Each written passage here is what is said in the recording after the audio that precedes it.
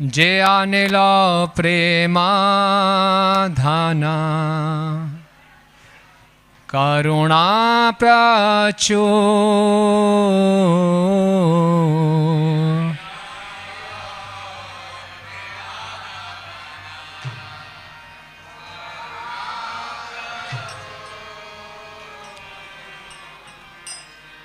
जे आनेला प्रेमा धाना करुणा प्रचुर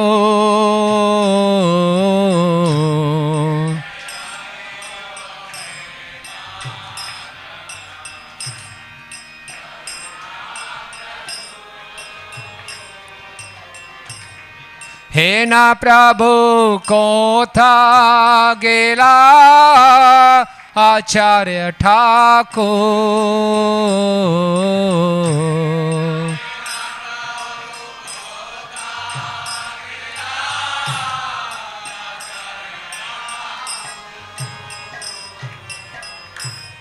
कहाँ मोरा स्वरूप रूपा कहाँ सनातन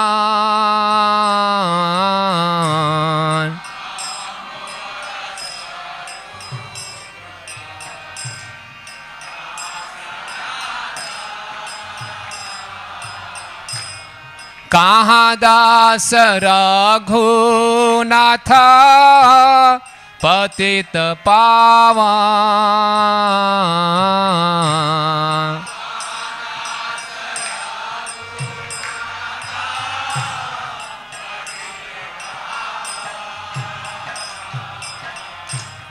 कहाँ मोरा भट्ट युग कहाँ कबीरा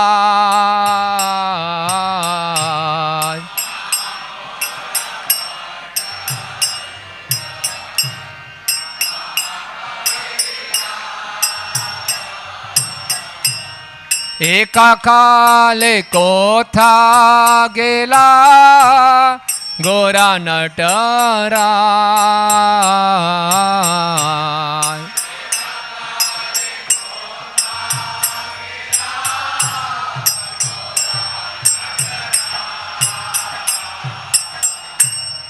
पाषाणे कुटीबो माथा आनले पाशिबो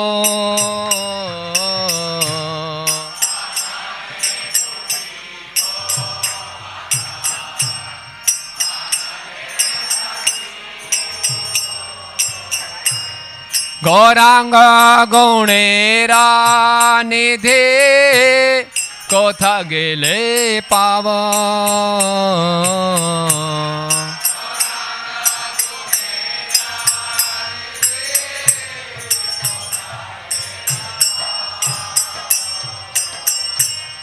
जे सब संगीरा संगे जे कैला वेला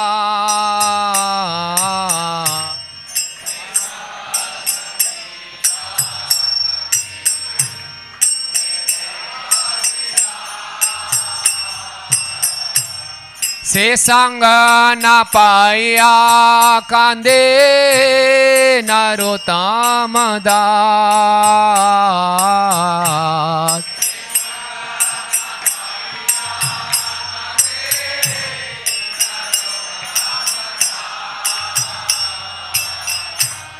से संग न पाया कांदे नरोत्तम दास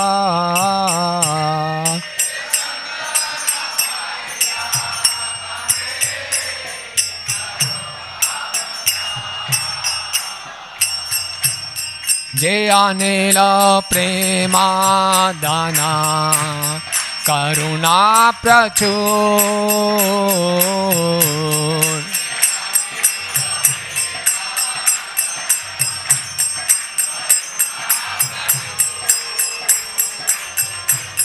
हे ना प्रभु कोथा गेला भक्ति विनोद ठाकुर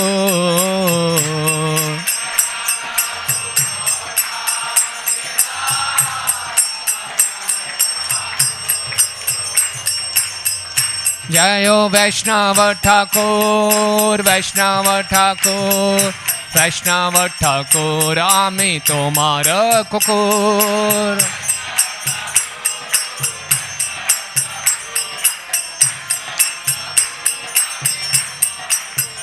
हरे कृष्णा कृष्णा कृष्णा हरे हरे, हरे रामा राम राम हरे हरे।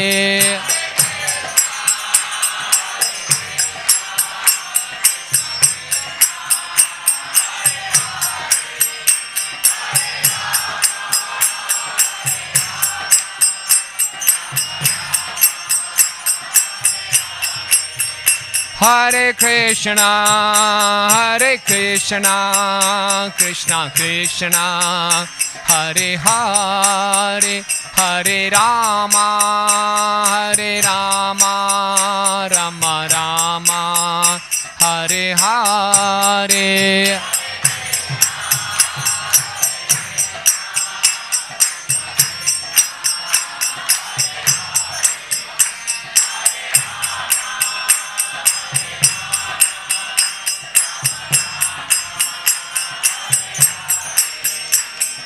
हरे कृष्णा कृष्णा कृष्णा हरे हरे, हरे राम राम राम हरे हरे।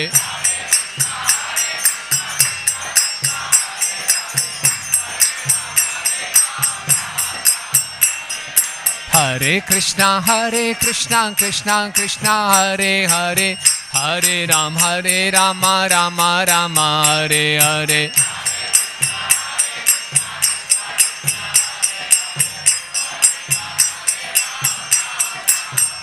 हरे कृष्णा कृष्णा कृष्णा हरे हरे, हरे राम राम राम हरे हरे।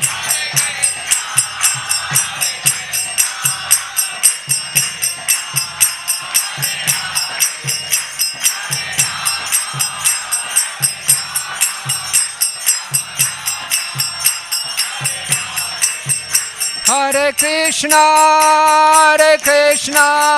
कृष्णा कृष्णा हरे हरे, हरे राम राम राम हरे हरे।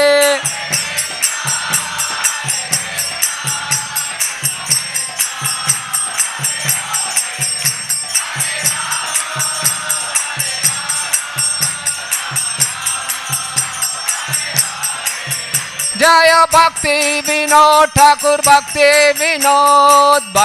विनोद ठाकुर, भक्ति विनोद।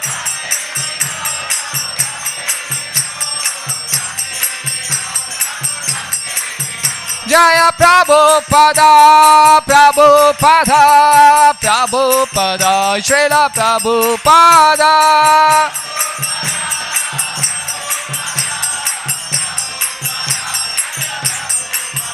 जय गौर गदाधर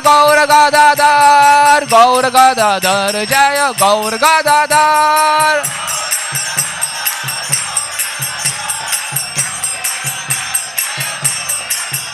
नित्य गौर हरि बोल हरि बोल हरि बोल हरि बोल।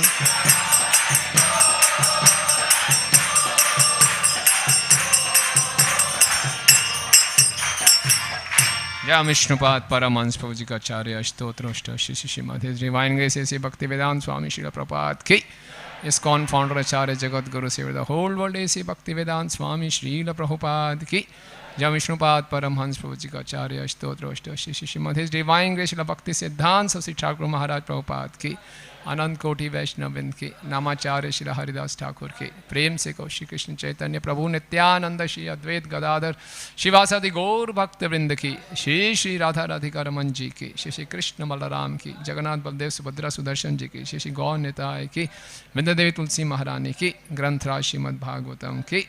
श्रील भक्तिविनोद ठाकुर तिरुभाव तिथि महोत्सव की, गदहर पंडित तिरुभाव तिथि महोत्सव की, निताई गौर प्रेमानंदे। All glories to the assembled devotees, all glories to the assembled devotees, all glories to the assembled devotees, all glories to Shri Guru and Gauranga, all glories to Srila Prabhupada ki jai.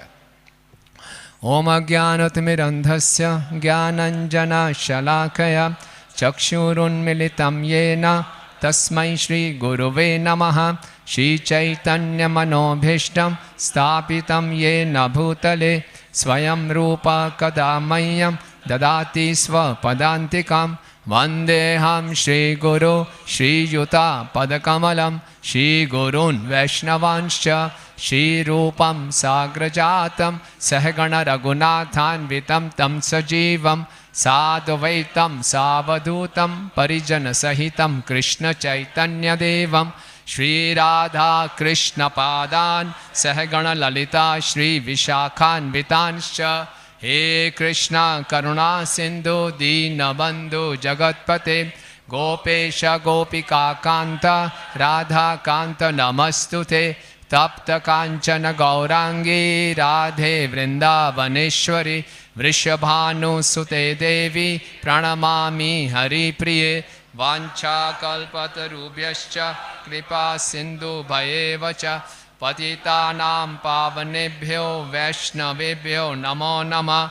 Jai Shri Krishna Chaitanya Prabhu Nityananda Shri Advaita Gadadhar Srivasadi Gaura Bhakta Vrinda. Hare Krishna Krishna Krishna Hare Hare Hare Rama Rama Rama Hare Hare. Namo Vishnu Padaya Krishna Prishtaya Bhutale Srimate Bhakti Vedanta Swami Niti Namine. Namaste Saraswate Deve Gauravani Pracharine Nirvishesha Shunyavadi Paschatya Deshatarine. Namo Bhakti Vinodaya Satchidananda Namine Gaura Shakti Sarupaya Rupanugavarayate.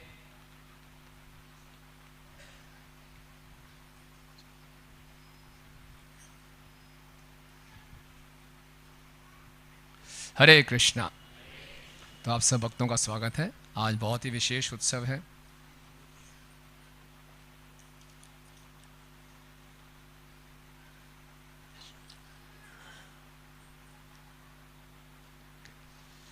तो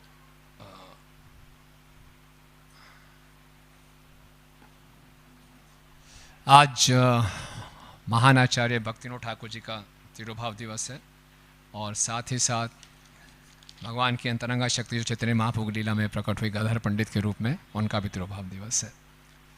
तो इच्छा तो है कि हम दोनों के विषय में बोलें और दोनों के विषय में बहुत अच्छा शास्त्रों में वर्णन आता है, हमारे आचार्यों ने वर्णन किया है, लेकिन मुख्यतः हम भक्तिविनोद ठाकुर जी के विषय में बोलेंगे। ओके, तो आपको ये भक्तिविनोद ठाकुर जी का प्रणाम मंत्र है। श्रील प्रभुपाद जी उपदेशामृत के प्रीफेस में आमुख में लिखते हैं कि भक्ति में प्रगति भक्त के मनोवृत्ति एटीट्यूड पर निर्भर करती है ना। आपने सुना होगा, बहुत फेमस स्टेटमेंट है। एक ही समय में कई भक्त जुड़ते हैं, कुछ बहुत तीव्रता से प्रगति कर लेते हैं, कुछ तीव्रता से प्रगति नहीं करते। तो क्या निर्भर करता है? एटीट्यूड, है ना। इंग्लिश में कहते हैं एटीट्यूड डिटरमाइंस आल्टीट्यूड। जिसका जैसा एटीट्यूड होगा वो उतनी ऊंचाइयों को प्राप्त कर सकेगा। जीवन के किसी भी क्षेत्र में देखें तो भक्ति करने के लिए क्या सबसे प्रॉपर एटीट्यूड है, सही एटीट्यूड क्या है और वो एटीट्यूड कैसे डेवलप किया जाता है। भक्ति के एटीट्यूड के जानने से पहले हम देखेंगे इस संसार में साधारणतः एक व्यक्ति का क्या एटीट्यूड रहता है। एटीट्यूड समझते हैं, मनोवृत्ति, रवैया। तो इस संसार में एक साधारण व्यक्ति का क्या रवैया रहता है? भोग करना, है ना। हर चीज़ को समझता हूँ मेरे भोग के लिए। आप लोग थोड़ा आगे आ सकते हैं प्लीज़, पीछे लोग खड़े हैं, थोड़ा आगे आ जाइए प्लीज़। तो हर व्यक्ति सोचता है कि हर संसार की हर वस्तु मेरे भोग के लिए बनी है और सब बदजीवों की यही हालत है। हर बदजीव सोचता है कि पूरे ब्रह्मांड का केंद्र बिंदु मैं हूँ, असली हीरो मैं हूँ, मैं ईश्वर हूँ, बाकी सब मेरे भृत्य हैं। सबको मेरी सेवा करनी चाहिए और इस संसार में जितने भी लोगों का जन्म हुआ है मेरी इच्छा की पूर्ति के लिए हुआ है। हर कोई ये सोच रहा है, तभी संसार में इतनी लड़ाई झगड़े, इतनी परेशानियां हैं। लेकिन जब भक्ति में आते हैं तो किस एटीट्यूड की आवश्यकता है? दास के। अगर इसी भोग की वृत्ति से हम भक्ति करने का प्रयास करेंगे तो भक्ति हो पाएगी नहीं। तो हमें अपने भक्ति के जीवन में जो भी कठिनाइयाँ नजर आती हैं उसके पीछे की जड़ क्या है? ये भोग वृत्ति। और यही भोग वृत्ति हमसे सारे अपराध इत्यादि कराती है। तो ये एटीट्यूड कैसे विकसित होगा? हम जानते हैं कि हमें दास दासानुदास बनना है, तो कैसे विकसित होगा? तो भागवतम के 7वें स्कंद में प्रहलाद महाराज के प्रसंग में 7:5-12 आनंद और शमरक जो उसके गुरु हैं, शुक्राचार्य के पुत्र हैं, प्रहलाद महाराज को शिक्षा देने का प्रयास कर रहे हैं, डिप्लोमेसी सिखा रहे हैं, जानो कौन शत्रु है, कौन मित्र है, कैसे व्यवहार करना है। बोला ये सब मुझे नहीं आता है ना, आप लोग ये पशु बुद्धि है कि मुझे भोग करने के लिए कौन मेरा सहायक है, कौन मेरा सहायक नहीं है। जो मेरा सहायक है भोग में वो मित्र है, जो मेरा भोग में सहायक नहीं मेरा शत्रु है। बोले नहीं। और बहुत सुंदर श्लोक बोलते हैं सा यदा अनुवृतः पशु बुद्धि विधीयते। सा यदा अनुवृतः, जब उनकी कृपा होती है, भगवान की कृपा होती है, तो ये पशु बुद्धि विधीयते, ये पशु बुद्धि का नाश हो जाता है। तो वहाँ प्रभुपाद जी तात्पर्य में लिखते हैं भगवान के लिए जो फेवरेबल एटीट्यूड है वो तभी विकसित होता है जब भगवान का फेवर होता है। भगवान या भगवान के शुद्ध भक्तों की कृपा से ही हमारा जो भक्ति में सही रवैया हो सकता है। समझे? यहाँ प्रहलाद महाराज कह रहे मेरी पशु बुद्धि नहीं है। क्यों? उनकी कृपा से, नारद मुनि जी के भगवान की कृपा से मेरी पशु बुद्धि खत्म हो गई है कि ये मेरा मित्र है, ये मेरा शत्रु है। इसी ढंग से आज भक्तिविनोद ठाकुर जी ने बहुत सुंदर भजन गाया है, गुरुदेव कृपा बिंदु दिया करो ए दासे तृणापेक्षा अतिहीना। बोलिए गुरुदेव कृपा बिंदु दिया करो ये दासे तृणापेक्षा अतिहीना। सकल सहने बल दिया कर निज माने स्पृहाहीना।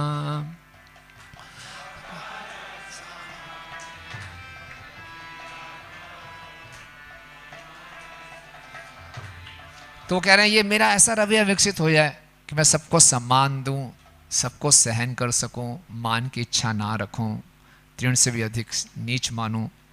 तबे तो गाइबे हरि नाम सुखे अपराध बेहत।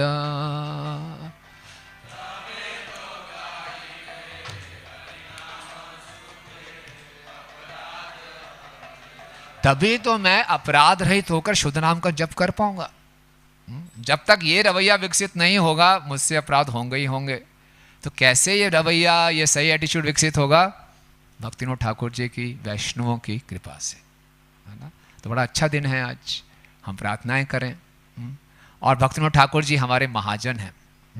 इनका जो प्रणाम मंत्र है इसमें इनके बहुत से गुण छिपे हुए हैं। वैसे तो ये गुणों की खान है। नमो भक्ति विनोदाय। भक्ति विनोद इनको एक टाइटल दिया गया था। ये टाइटल इनको दिया गया था 1887 में, इनकी बहुत सुंदर सेवाओं, इनकी कंट्रीब्यूशंस को देखकर। तो भक्ति विनोद क्या है?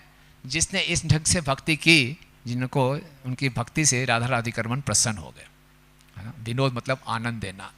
हम भक्ति कर रहे हैं, हमारा मुख्य उद्देश्य भक्ति का क्या है? कि ठाकुर जी को आनंद देना, है ना। नमो भक्ति विनोदाय।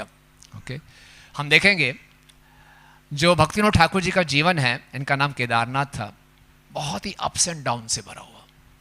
गृहस्थ आश्रम में थे, 10 बच्चे थे और इनको शारीरिक बीमारियां आई, परिवार में बड़े कष्ट आए, काफ़ी समय तक इनको नौकरी नहीं मिली और पहले बहुत धनी थे फिर गरीब हो गए।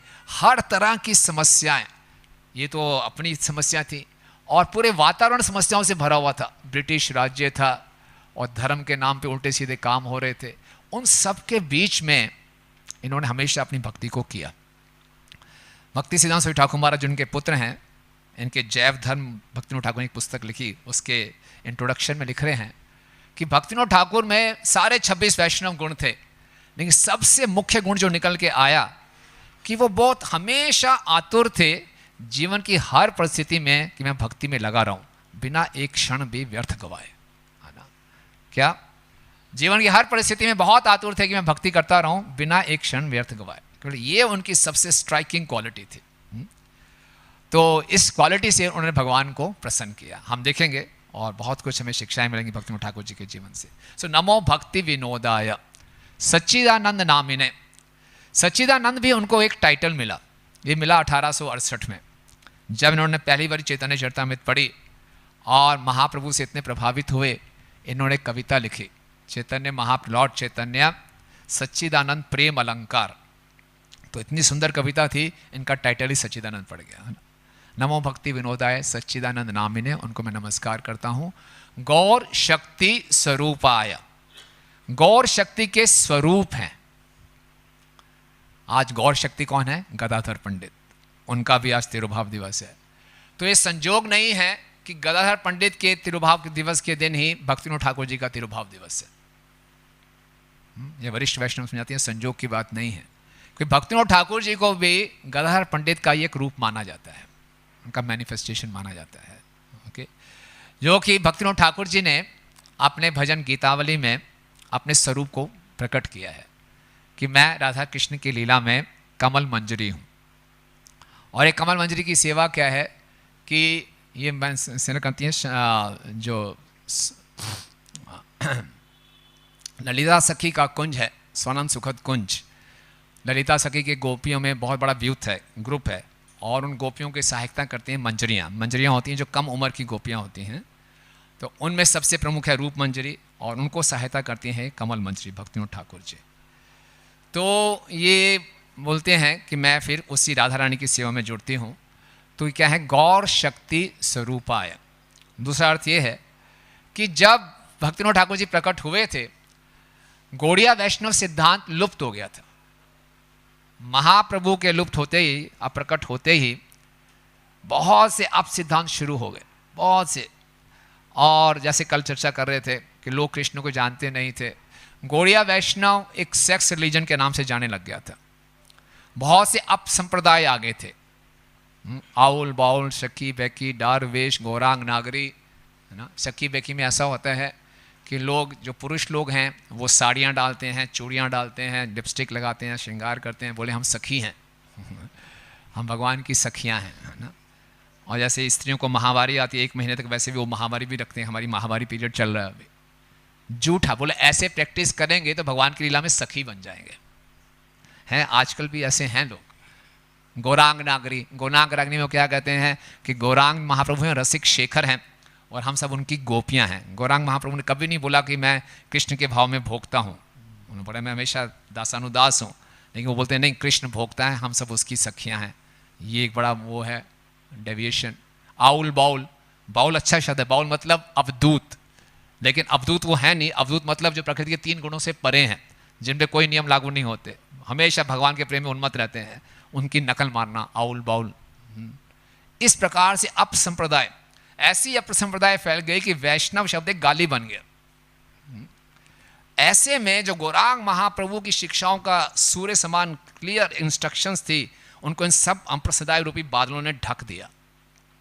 अगर सूर्य के अगर बादल आ जाए तो बादल को कैसे हटाया जाएगा? सूर्य की शक्ति से ही, सूर्य की शक्ति से ही बादल हटेगा। तो सूर्य की शक्ति, अगर सूर्य गौरांग महाप्रभु हैं, गौरांग प्रभु हैं, तो उनकी शक्ति क्या है? गौर शक्ति स्वरूपा है। तो भगवान ने अपनी शक्ति को भेजा, भक्ति विनोद ठाकुर जी को भेजा कि सारी अप संप्रदाय को खत्म करो और मेरे सिद्धांत को यथारूप स्थापित करो। भक्ति विनोद ठाकुर जी की जय। तो गौर शक्ति स्वरूपाय रूपानुगा वरायते। रूपानुगा वरायते, सभी गौड़िया वैष्णव को क्या बोला जाता है? हमें रूपानुगा। हम सब रूप गोस्वामी के अनुगत हैं। तो जैसे भगवान की लीला में भी रूप मंजरी मुख्य मंजरी हैं और कमल मंजरी उनके अनुगत हैं, तो रूपानुगा उस ढंग से भी है। और वैसे भी रूपानुगा क्या, रूप गोस्वामी जी का प्रणाम मंत्र क्या है? श्री चैतन्य मनोभिष्टम स्थापितम ये न भूतले स्वयं रूप कदामयम ददाति स्वपदांतिकम। चैतन्य महाप्रभु के मनोभिष्ट को पूरे पृथ्वी में उन्होंने स्थापित किया। महाप्रभु का मनोभिष्ट क्या है? महाप्रभु की मनोभिष्ट, मन की छेदे की इच्छा क्या है उनके? पृथ्वी चाहते नगर दिग्राम सर्वत प्रचार हईबे मोर नाम। तो इसको रूप गोस्वामी जी ने स्थापित किया किनके माध्यम से? भक्ति विनोद ठाकुर जी के माध्यम से। जब महाप्रभु अप्रकट हो गए, 6 गोस्वामी अप्रकट हो गए, तो बड़ा कन्फ्यूज़न फैल गया, गौड़िया वैष्णव सिद्धांत क्या है, पूरी पृथ्वी कैसे स्थापित होगा। फिर 3 महान आचार्य आए, कौन कौन, नरोत्तम दास ठाकुर, श्यामानंद पंडित और श्रीनिवास आचार्य। फिर उनके तिरोभाव के बाद फिर कन्फ्यूज़न फैल गया, फिर से 2 मुख्य आचार्य आए, विश्वनाथ चक्रवर्ती ठाकुर और बलदेव विद्याभूषण। फिर कन्फ्यूज़न फैल गया, फिर से 3 मुख्य आचार्य आए, कौन, भक्तिविनोद ठाकुर, भक्ति सिद्धांत सरस्वती ठाकुर महाराज और श्रील प्रभुपाद। तो इससे मालूम चलता है ये जो सनातन धर्म की रक्षा तभी कर सकते हैं जब खूब जोर से प्रचार हो। जैसे ही भक्त लोग वैष्णव सोचते हैं कौन इतने झंझट में फंसे, कोने में बैठ के अपना भजन करता हूँ, वहीं प्रचार रुक जाता है और अब संप्रदाय बढ़नी शुरू हो जाती है। इसलिए प्रचार की बहुत महत्वता है। प्रचार नहीं करेंगे तो धर्म की रक्षा नहीं कर सकते।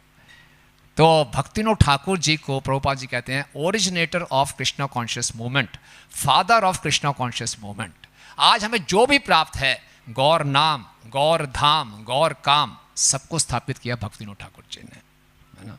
बहुत विशेष आज हमें जो कुछ भी प्राप्त हो रहा है, जय श्री श्री राधा राधिका रमन कृष्ण बलराम जगन्नाथ बलदेव सुभद्रा सुदर्शन श्री गौर निताय की जय। आप देखिए सुबह से हम भक्तिविनोद ठाकुर जी के पूर्ण रूप से निर्भर हैं।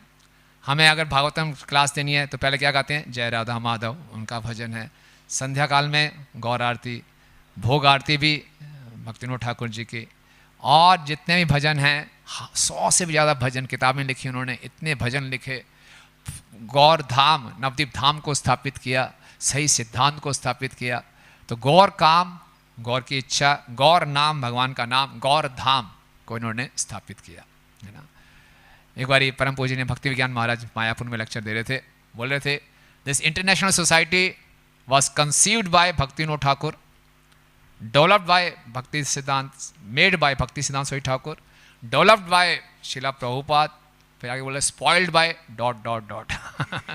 स्पॉइल्ड बाय किसी का नाम नहीं आना चाहिए, हमें और इसको आगे विकसित करना है। तो पूरा आप सोचिए भक्तिविनोद ठाकुर इतने महान आचार्य, इतने विजनरी थे। 1896 में जब पूरा भारत संघर्ष कर रहा है ब्रिटिशर्स के साथ, कैसे ब्रिटिशर्स को बाहर किया जाए, इंग्लिश भाषा में पहले आचार्य हैं जिन्होंने इंग्लिश भाषा में प्रचार करने के लिए सोचा। और 1896 में पहली बारी लॉर्ड चैतन्य टीचिंग्स एंड परसेप्ट विदेशी लाइब्रेरियों में रखवा दी। क्या इतना बड़ा विजन कि आप लड़ झगड़ रहे हो भारत को आज़ाद कराओ में, मैंने सब बद्ध जीवों को, चाहे भारत की है या ब्रिटेन की है या अमेरिका की है, सारे बद्ध जीवों का उद्धार करना है। कितना बड़ा दृष्टिकोण, कितना बड़ा उनका हृदय, आप सोचिए। तो ये हैं भक्तिविनोद ठाकुर, ये उनके प्रणाम मंत्र से हम सीखते हैं। तो भक्तिविनोद ठाकुर जी का जो प्रभुपाद जी एक लेक्चर में बोलते हैं, गौर पूर्णिमा के लेक्चर में 1969 में प्रभुपाद कहते हैं कि गृहस्थ आश्रम में होते हुए भी इतने उनकी कॉम्प्लेक्स ड्यूटीज थी, वो डिस्ट्रिक्ट मजिस्ट्रेट थे, फिर भी उन्होंने इतना लिटरेचर लिखा। प्रभुपाद कहते हैं that is the beauty of his life. उनके जीवन की सुंदरता ये है, गृहस्थ आश्रम में 10 संतान, डिस्ट्रिक्ट मजिस्ट्रेट, और हम देखेंगे क्या क्या केस उनके पास आते थे, इन सब के होते हुए भी उन्होंने 100 से अधिक पुस्तकों को लिखा और इतना बड़ा बड़ा विजनरी काम किया। बोले that is the beauty of his life. बोले ऐसे कैसे हुआ? प्रभुपाद जी कहते हैं उनके 2 मुख्य गुण थे, सिंसियरिटी एंड डिटर्मिनेशन। कोई कह सकता है कि प्रभु जी वो तो भगवान के नित्य पार्षद हैं, वो तो कर ही लेंगे, हम थोड़ी ऐसा करेंगे, हम कहाँ कर सकते हैं, ये कंपैरिजन की बात ही नहीं है। तो देखिए भक्ति सिद्धांत सरस्वती ठाकुर महाराज समझाते हैं कि जब भी महान आचार्य के जीवन को चर्चा करें तो सावधानी बरतनी चाहिए। अक्सर हम 2 गलतियां करते हैं। पहली गलती तो ये करते हैं कि ये तो हमारे पहुंच से बाहर है, पूर्ण रूप से ट्रांसडेंटल है, ये तो कुछ भी कर सकते हैं, तो हम क्या इनसे जो भी कथा सुन लेंगे, सुनने में अच्छी लगेगी लेकिन प्रैक्टिकल नहीं है हमारे जीवन में। दूसरी गलती क्या कर सकते हैं, हम इन आचार्यों को साधारण मनुष्य मान सकते हैं। श्रील प्रभुपाद जी को किसी ने चिट्ठी लिखी, प्रभुपाद मुझे आपके किसी एक शिष्य ने बताया कि भक्तिविनोद ठाकुर जी पहले निराकारवादी थे, इम्पर्सनलिस्ट थे। प्रभुपाद बोला हाँ थे, लेकिन जिस प्रकार से अर्जुन भगवत गीता के पहले अध्याय में योग माया के प्रभाव से विमोहित था, उसी प्रकार से एक आचार्य का जीवन ऐसे शुरू होता है। हम देखेंगे भक्तिविनोद ठाकुर जी पहले ब्रह्म समाज जा रहे हैं, आर्य समाज जा रहे हैं, कुरान पढ़ रहे हैं, ईसाई धर्म में जा रहे हैं, सत्य की खोज में हैं, और फिर वो चैतन्य महाप्रभु की शरण में आते हैं और फिर पूरे संसार में धमाका करते हैं। तो एक आचार्य का जीवन ऐसे विकसित होते हुए दिखाते हैं। शिला प्रभुपाद जी का भी जीवन हम देखते हैं, कैसे पहले गस्थ आश्रम में थे, फिर उनको भक्तिसिद्धांत स्वरूप ठाकुर से उनकी भेंट हुई, फिर वो वानप्रस्थ में गए, फिर संन्यास गए, और फिर कैसे उन्होंने पूरे संसार में धर्म का प्रचार किया। तो आचार्यों को जीवन को जब देखना है तो वो हमारी तरह महामाया में नहीं है, योग माया में है। लेकिन ये नहीं सोचना कि वो एक्टिंग कर रहे हैं, कि उनके जीवन में कोई तकलीफ आ रही है तो एक्टिंग चल रही है, इनको मालूम है अंदर से मैं मंजरी हूं, ये तो एक्टिंग कर रहे हैं। जब भगवान लीलाएं करते हैं तो भगवान क्या एक्टिंग कर रहे होते हैं? दामोदर लीला में भगवान डर के भाग रहे हैं यशोदा मैया से, तो डरने की एक्टिंग कर रहे हैं कि वास्तव में डर गए थे? अगर एक्टिंग कर रहे हैं तो फिर क्या है, बड़ी अच्छी एक्टिंग कर रहे हैं। तभी तो कुंती महाराज कह रही कि मैं तो बड़ा विडंबना है, कैसे समझो। तभी सुखदेव गोस्वामी कह रहे क्या लीला है आपकी कि आप खुद डर रहे हो, यद विभेति स्वयं भयम, जिससे भय डरता है आप खुद डर रहे हो, एक छड़ी से डर रहे हो, क्या चक्कर है? पहले बड़े बड़े उसनों को घुमा के फेंक देते हो, माँ की एक छड़ी से डर रहे हो, ये क्या चक्कर है? ये तो लीला है। तो इसी ढंग से भक्तिविनोद ठाकुर जी के जीवन में देखेंगे बहुत कष्ट आएंगे, उनके शरीर में बहुत कष्ट आएंगे, वैसे बहुत परेशानियां आएंगी, तो वो वास्तविक उनको परेशानियां हुई। शिला प्रभुपाद जी को देखा अंतलीला में बीमार पड़े, परेशानियां आई, लेकिन इन परेशानियों में उनका क्या रिस्पॉन्स था, कैसे भक्ति की, इनसे उनकी महानता निकल के आती है, और ये हमें सिखाता है। भक्ति में प्रगति का ये लक्षण नहीं है कि लोग आपको कितना आदर दे रहे हैं, कितना जय जयकार लगा रहे हैं, कितने फॉलोवर्स, नहीं। भक्ति में प्रगति की ये निशानी है कि परिस्थितियों के प्रति हमारा रिस्पॉन्स कैसा होता है, ये निशानी है। तो इसीलिए भक्तिविनोद ठाकुर जी के जीवन में हम सीखेंगे आज कि उनके जीवन में बहुत उतार चढ़ाव आएंगे, लेकिन सिंसियरिटी एंड डिटर्मिनेशन। और प्रभुपाद जी बताते हैं ये जो सिंसियरिटी, प्रभु भक्तिविनोद ठाकुर जी को जो शक्तियां प्राप्त हुई, ये किसी को भी प्राप्त हो सकती हैं, केवल एक वो अपना गुण रखे कि भक्ति के सारे क्रियाओं को बड़ी सिंसियरली करे। तो कोई भी जीव शक्ति प्राप्त कर सकता है और ऐसे चमत्कार कर सकता है, ये प्रभुपाद जी का कहना है। ओके, तो हम सबको बहुत समय निकलता जा रहा है, तो आगे हम बढ़ते हैं। भक्तिविनोद ठाकुर जी का जो प्राकट्य था वो उला ग्राम में वीरनगर में हुआ था, और ये हुआ था 2 सितंबर 1838 में। और बहुत धनी परिवार था, इनकी माँ के घर में इनका प्राकट्य हुआ था, और घोड़े हाथी थे। आजकल किसी के घर में देखा जाए कितना धनी है तो बोलते हैं घर के बाहर कौन से ब्रांड की गाड़ी है ना, ये देखा जाता है, लेकिन कितने हॉर्स पावर की गाड़ी है। लेकिन भक्तिविनोद ठाकुर में हॉर्स पावर नहीं, सीधा हॉर्स ही थे घोड़े भी थे, हाथी भी थे, नौकर चाकर भी थे, सब कुछ था। और बचपन से ही कहते हैं ना, होनहार बिनवान के हो चीखने पात, बचपन से जब ये 2 साल के थे इन्होंने कविता लिख दी। इनके घर में कौवा के कां कां कां कर रहा था। घर के बाहर जब कौवा कां कां करे तो क्या मतलब होता है, कोई आने वाला है ना। आजकल तो होता नहीं, पता नहीं कौवा आते हैं कौवा, हमारा प्लास्टिक का पहाड़ है, वहीं रहते हैं सारे कौवे तो उन्होंने कविता लिख दी कौवे को देखकर। वो लिखते हैं कक कल झिंगर फूल बाबा आसेत नदे बासो, बंगला में कविता लिख दी, हे कौवे जी पीछे हट जाओ, कांका मत करो, मुझे मालूम है पिताजी आने वाले हैं।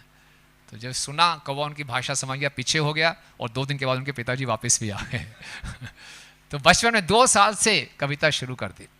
और बचपन से ही, हालांकि इनके भाई थे बहुत सुंदर थे, ये इतने सुंदर नहीं थे। इनके भाई खेलने कूदने में रुचि रखते थे, इनकी बचपन से ही हरि नाम और हरि कथा में रुचि थी। ये खेलते नहीं थे, इनके घर में बहुत सिक्योरिटी गार्ड्स थे। एक सिक्योरिटी गार्ड के पास जाते थे, वो उनको रामायण महाभारत सुनाता था। महाभारत में इनके फेवरेट हीरो थे भीम जी, है ना। और रामायण सुन के आते थे, आकर अपनी माँ और बहन को सुनाते थे। माँ इतनी खुश हो जाती थी, फिर वो सिक्योरिटी गार्ड के लिए संदेश बना के देती थी, उसको संदेश देता था। फिर इनका एक सिक्योरिटी गार्ड था जो मुसलमान था, जिसका नाम था नाफ। वो पहले डाकू था, और इतना खूंखार डाकू था, उसने मेरे गुरु का सर काट दिया था। बाद में किसी वैष्णव से उसकी भेंट हुई, उसने हरिनाम लेना शुरू कर दिया, उसका जीवन बदल गया। तो हरिनाम में बहुत श्रद्धा थी, वो हरिनाम की महिमा इनको सुनाता था केदारनाथ को, तो सुनते थे। तो एक बारी इनके बहुत बड़ा बगीचा था, उसमें सेब का पेड़ था। इनकी इच्छा हुई मुझे सेब खाना है, लेकिन मालूम चला उस सेब के पेड़ में भूत रहता है।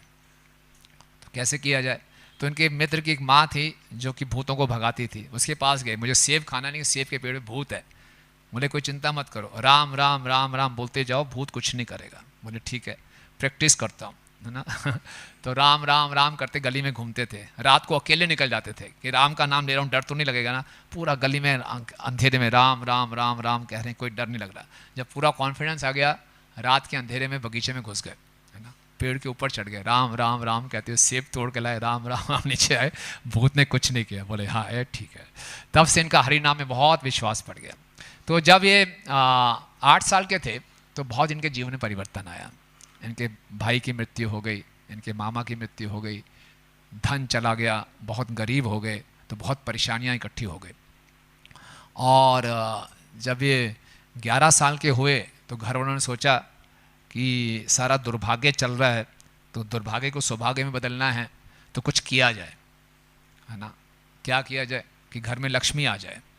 क्या लक्ष्मी आ जाए? इनका विवाह कर दिया जाए। तो हो नई लक्ष्मी आएगी तो पूरे घर का दुर्भाग्य सौभाग्य बदल जाएगा ना। ऐसी उम्मीद होती है कि चलो कुछ करें, चमत्कार हो जाए, लेकिन हुआ नहीं ऐसा कुछ। बाल विवाह हुआ, 5 साल की बच्ची थी, 11 साल के ये थे, इनको आया पकड़ के ले गई थी ससुराल में, शादी हुई।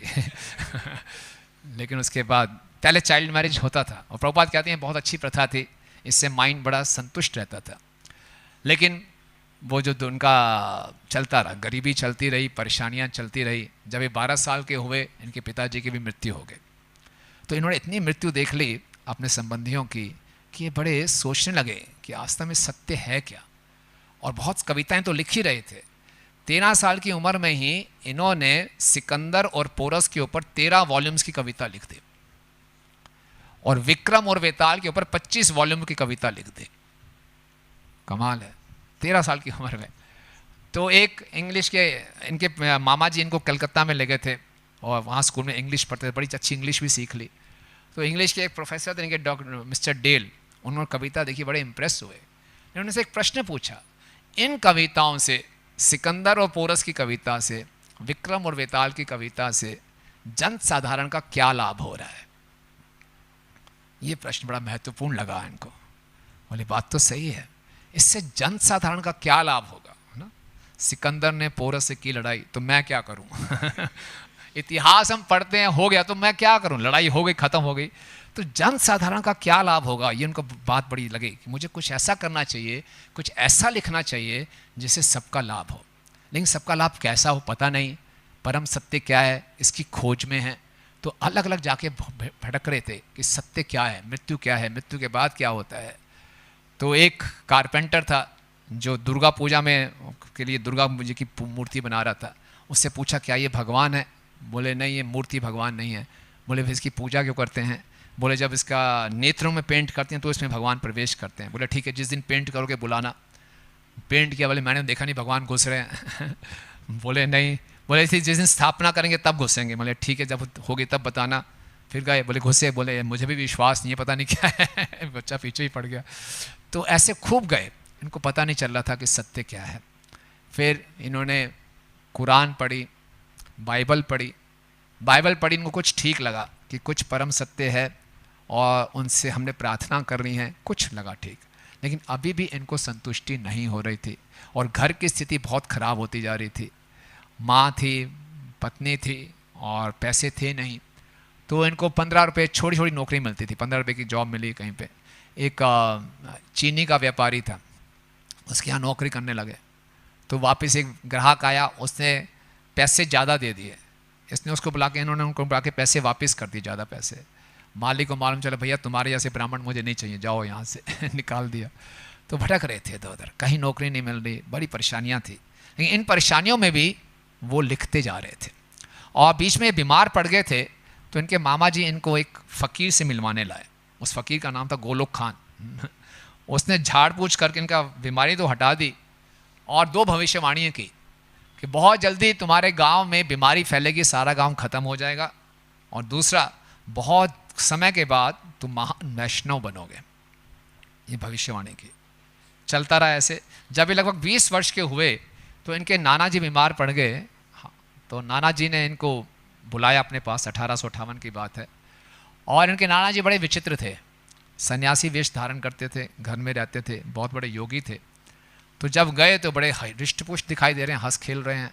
रात को गरम गरम पुड़ियों के साथ चटनी और पूड़ी खा रहे हैं। खजूर और गरम गरम दूध पी रहे हैं।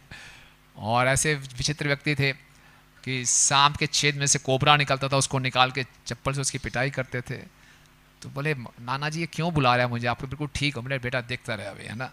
तीसरे दिन वो बीमार पड़ गए, और बीमार पड़ते हुए बोले तू चिंता मत कर, जब तू 27 साल का हो जाएगा तेरे भाग्य बदलेंगे, बहुत सी नौकरी मिलेगी, और भविष्य में तुम महान महान वैष्णव बनोगे, सबका उद्धार करोगे, है ना। ऐसा उन्होंने भविष्यवाणी की, और उन्होंने अपने खोपड़ी से अपने प्राणों को त्यागा। बहुत बड़ा विस्फोट हुआ और अपनी खोपड़ी से उन्होंने शरीर को त्यागा। तो ऐसे विचित्र थे। तो इस तरह से वो प्रयास करते रहे और सत्य को खोज रहे थे। खोजते खोजते उनको छोटी छोटी नौकरी मिली, कहीं टीचर बने, कहीं हेडमास्टर बने। तो 1860 में उनको किसी ने बोला आपकी हरिनाम में रुचि है, आपको चैतन्य चरितामृत पढ़नी चाहिए। बोले चैतन्य चरितामृत कहाँ से मिलेगी? कहीं पे चैतन्य चरितामृत मिल नहीं रही थे। जो एडिशंस अवेलेबल थे वो बहुत ही खराब पेपर की क्वालिटी में उल्टा सीधा सिद्धांत दिया हुआ था, उससे संतुष्ट नहीं थे।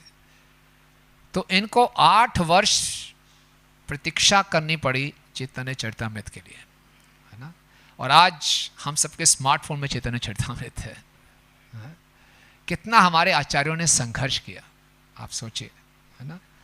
भक्तिनाथ ठाकुर जी को असली कॉपी नहीं मिली थी चैतन्य चरितामृत के। और प्रभुपाद जी ने जब विदेश में गए, प्रभुपाद जी ने सबसे पहली बुक छापी teachings of Lord Chaitanya. Krishna book से पहले भी टीचिंग्स ऑफ लॉर्ड चैतन्य छापी, और भागवतम को छापते छापते रोक के चैतन्य चरितामृत छपवाई, है ना। और भक्तिनाथ ठाकुर जी को समर्पित करते हुए टीचिंग्स ऑफ लॉर्ड चैतन्य, प्रभुपाद जी कहते हैं कि ये वो विजनरी लीडर हैं जिन्होंने महाप्रभु की शिक्षाओं को पहली बार विदेश में लेकर आए थे। तो हमें धन्यवाद देना चाहिए भक्तिनाथ ठाकुर जी का, शिला प्रभुपाद जी का, कि उनकी कृपा से आज हमें सारी पुस्तकें प्राप्त हैं। शिला प्रभुपाद जी की व्यास पूजा आने वाली है, आपको मालूम है। आप में से कितने भक्तों ने शिला प्रभुपाद जी के लिए व्यास पूजा ऑफरिंग लिखी है अभी तक? बहुत कम। आपको अंतिम डेट मालूम है? आखिरी डेट क्या कौन सी है? 25 जून है, 30 जून है। चलो और बढ़ गया। तो केवल अब 10-12 दिन बचे हैं, और इस बारी विशेष है, हमारे राधा पाठशाला की भी 25वीं एनिवर्सरी है, और राधा पाठशाला की इंस्टॉलेशन की 50th एनिवर्सरी है। तो हमें अपने आचार्यों के प्रति, आज ये दिन हम मना रहे हैं तिरुभाव दिवस, आचार्यों के जीवन क्यों चर्चा कर रहे हैं कि जो हमें इतना आसानी से प्राप्त हो गया है उसको ग्रांटेड ना लें। हमें बहुत कृतज्ञता, इतना तो कर ही सकते हैं, वाणी से कुछ तो गुणगान कर सकते हैं। तो सबसे निवेदन है कि प्रभुपाद जी की व्यास पूजा ऑफरिंग जल्दी से जल्दी लिखकर भेजें। इसमें यह नहीं कि मेरी ऑफरिंग अच्छी है, आपकी ऑफरिंग अच्छी है, उसकी ऑफरिंग कैसी है, नहीं। तोतली भाषा में बच्चा बोलता है तो पिताजी को बहुत अच्छा लगता है। कैसे भी है, अपने हृदय का उद्गार हम प्रकट करें। तो 1868 में जाके इनको ये डिप्टी मजिस्ट्रेट बने, और ये गए दीनजपुर, एक गाँव है, और वहाँ इनकी भेंट हुई जमींदार राय कमल लोचन साहब। हमारे कमल लोचन प्रभु भी हैं, कमल लोचन साहब। वहाँ से इनको चैतन्य चरितामृत की कॉपी प्राप्त हुई, और इन्होंने चैतन्य चरितामृत पढ़ी। पहली बारी पढ़ी, इतनी समझ में नहीं आई, फिर से पढ़ी, दूसरी बारी पढ़ी, दूसरी बारी पढ़ी, तो ये कन्विक्शन हुआ कि नमाई पंडित जैसा बड़ा कोई विद्वान नहीं है। लेकिन ये संशय रहा, इतने बड़े विद्वान होते हुए निमाई कृष्ण को कैसे पूछते हैं? कृष्ण एक लंपट व्यक्ति हैं, रासलीला रचाते हैं, और निमाई इतने बड़े विद्वान हैं। ऐसा विद्वान एक लंपट भगवान को पूज रहे, बात समझ नहीं आ रही है। तो उन्होंने क्या किया फिर हम देखेंगे भक्तिनाथ ठाकुर जी के मन में। एक तो उनकी हरिनाम में रुचि, और दूसरा जो भक्ति का बहुत महत्वपूर्ण अंग हमेशा पालन करते थे, प्रार्थनाएं। खूब प्रार्थनाएं की कि भगवान मैं समझ नहीं पा रहा कि एक निमाई जैसा बड़ा विद्वान कृष्ण जैसे लंपट भगवान की कैसे पूजा कर सकता है ना। तो बहुत प्रार्थनाएं की। जब प्रार्थनाएं की तो भगवान ने उन पर कृपा की, और सारा ज्ञान उनके हृदय में प्रकट हुआ, दिव्य ज्ञान हृदय प्रकाशिता, और पूरा उनको कन्विक्शन हो गया कि चैतन्य महाप्रभु स्वयं भगवान हैं, राधा रानी के महाभाव में आए हैं। और फिर उन्होंने बहुत सुंदर रचना की, लॉर्ड श्री चैतन्य सच्चिदानंद प्रेम अलंकार, प्रेम के अलंकार हैं। तब से इनको टाइटल मिला सच्चिदानंद, हरि बोल, है ना। तो इस प्रकार से देखते हैं कि शास्त्र को पढ़ा, शास्त्र समझ में नहीं आया तो प्रार्थनाएं की, है ना। इसी ढंग से अद्वैताचार्य जी भगवत गीता पढ़ रहे थे, 13वें अध्याय में आया सर्वता पणिपादम, कि भगवान कह रहे हैं मेरे सारे हाथ पांव पूरी सृष्टि में फैले हुए हैं। उनको समझ नहीं आया, ये नहीं आया, समझ नहीं आया, किताब बंद की, चुपचाप सो गए। हमारे साथ तो यही होता है, नहीं आया समझ, छोड़ो यार, पढ़ लिया यही बहुत है। नहीं, बोले जब तक समझ में नहीं आएगा मैं उपवास रखूंगा, फास्टिंग रखे। और फास्टिंग रखी, इतनी दृढ़ता देखी तो भगवान ने उनको ये ज्ञान प्रकट किया। जब ज्ञान समझ में आया तब उन्होंने फिर अपना उपवास तोड़ा। तो इस प्रकार से भक्तिविनोद ठाकुर जी की कृपा से हमें आज चैतन्य चरितामृत प्राप्त है। और जब ये 1868 से पहले, लगभग 1863 में ये पहली बारी वृंदावन गए थे, और वृंदावन में सब जगह घूमे, मथुरा, प्रयाग, वृंदावन, इस तरफ आए थे। तो ये अपनी बायोग्राफी में लिख रहे हैं कि मैं वृंदावन तो गया, लेकिन व्रजवासियों के प्रति मेरा सही रवैया नहीं था, मैं उनको सही आदर नहीं दे पाया। तो ये उनकी एक विनम्रता थी, क्योंकि वो तो भगवान की शक्ति हैं, लेकिन वो ऐसी लीला कर रहे हैं कि मैं उसको सही ढंग से आदर नहीं दे पाया। उसके बाद उनका 1868 में उनको जो चैतन्य चेतन मिली, उसके बाद वहाँ पे समाज में क्या हो रहा था, राजा राम मोहन राय, पढ़ा है आपने इतिहास की पुस्तकों में, किसकी स्थापना की थी उन्होंने? ब्रह्म समाज। और इंटरेस्टिंगली राजा राम मोहन राय की जो माँ थी वो गौड़िया वैष्णव थी, है ना। और राजा राम मोहन राय ने बगावत कर दी कि ये सती की प्रथा गलत है, बाल विवाह गलत है, तो उनको घर से बाहर निकाल दिया। और उस समय क्या हुआ, जितने तथाकथित बुद्धिजीवी बंगाली युवा थे वो राजा राम मोहन के साथ हो गए, और जितने परंपरावादी हिंदू थे वो अपना सनातन धर्म के साथ थे। तो दोनों में बहुत बहस होती थी, है ना। तो इसको लेकर एक सभा बुलाई गई कि ब्रह्म समाज ठीक है कि जो परंपरा से चल रहा सनातन धर्म ठीक है। तो भक्तिविनोद ठाकुर जी को बुलाया गया। भक्तिविनोद ठाकुर जी ने दोनों की बात सुनी और एक बहुत सुंदर प्रवचन दिया, और उस प्रवचन में दोनों की त्रुटियों की इतना धुलाई की दोनों की कि दोनों में इतनी त्रुटियां ही त्रुटियां। और फिर उस पेपर को उन्होंने छापा, Bhagavatam, it's philosophy, ethics and theology, है ना। बहुत सुंदर। लेकिन इनकी खूबी क्या थी, ये किसी की त्रुटियों को काटते भी थे तो बड़े प्रेम से करते थे। ये मजिस्ट्रेट भी थे, किसी को सजा भी सुनाते थे उसको बुरा नहीं लगता था। ये इनकी विशेषता थी। तो इस प्रकार से उन्होंने कहा कि जो ब्रह्म समाज है बहुत ही ड्राई है। इन्होंने ब्रह्म समाज की पूरी फिलॉसफी पढ़ी, बोले इतना शुष्क, इससे अच्छा तो क्रिश्चियनिटी है, उसमें कंसेप्ट तो है कि भगवान है, हम उनसे कुछ मांग रहे हैं, कुछ तो है, लेकिन ब्रह्म समाज में कोई नहीं है, कोई आदान प्रदान नहीं है, बिल्कुल शुष्क। तो बड़ी अच्छी उन्होंने तुलना दी कि ब्रह्म समाज जो है एक गाड़ी की तरह है, जो चला तो सही ट्रैक पे चल रहा था, है ना। रानीगंज से शुरू हुआ था, रानीगंज बंगाल में जगह है, लेकिन शंकराचार्य नाम एक स्टेशन आया, उसमें वो डेविएट हो गया और जाना था नदिया में चैतन्य महाप्रभु के चरण कमलों में, वहां ना जाके शंकराचार्य के वहां से लाइन डाइवर्ट हो गई। तो इस प्रकार से उन्होंने उनकी तुलना की। और फिर बाद में इनकी कहीं पोस्टिंग हुई 1869 में चंपारण में, तो वहां पे एक विचित्र उन्होंने देखा कि गांव के सभी लोग एक वृक्ष की पूजा करते हैं, और उस वृक्ष में एक ब्रह्म दैत्य रहता है। और गांव में कुछ डाकू थे, उन डाकुओं ने बलि चढ़ा चढ़ा के उस दैत्य को ऐसे संतुष्ट किया हुआ था कि खूब डकैती करते थे, और इस ब्रह्म दैत्य को, जो भूत था, उसको संतुष्ट करते थे। और जब बात कोर्ट में जाती थी जज के पास, तो जज का भूत वो दिमाग घुमा देता था। तो सारे प्रमाण होते हुए भी, गवाहियां होते हुए भी, वो डकैतों को माफ कर देता था, बरी कर देता था। तो बड़ी हाहाकार मची हुई थी, डकैती करो, ब्रह्म दैत्य को बलि चढ़ाओ, जज का वो दिमाग घुमा रहा था, डकैती करते रहते थे।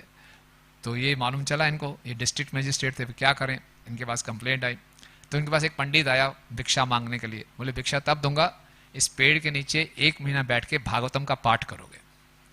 तो 1 महीना बैठ के उस पंडित ने भागवतम का पाठ किया, और जैसे ही भागवतम का पाठ किया 1 महीने के बाद बहुत बड़ा विस्फोट हुआ, पेड़ गिर गया और उस ब्रह्म दैत्य का उद्धार हो गया।